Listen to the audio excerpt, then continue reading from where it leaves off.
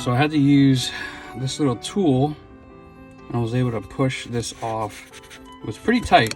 But once you get that off, this should unscrew.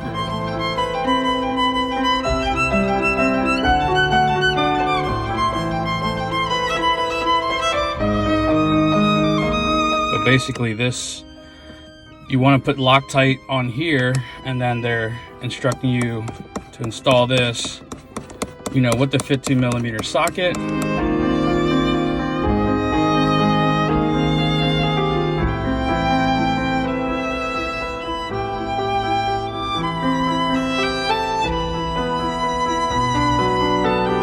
So as you can see here, I just spun it down, and I didn't crank it all the way, but just enough.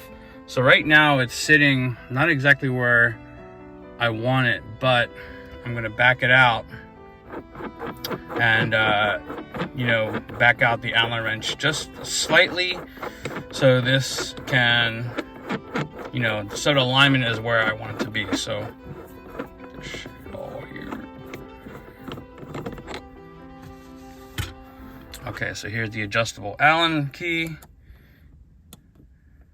So it's raising it up slightly.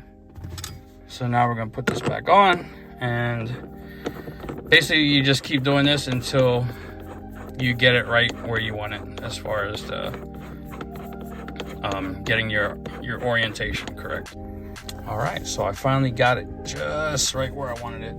The only thing is this bottom here. If you want to be anal about it and really, you know, zip tie it in, but I don't know, I'm fine with this for now. So other than that. So I do see that Raceseng does have a product. They have this shift collar adapter that may resolve this boot crack issue. It's like 55 bucks.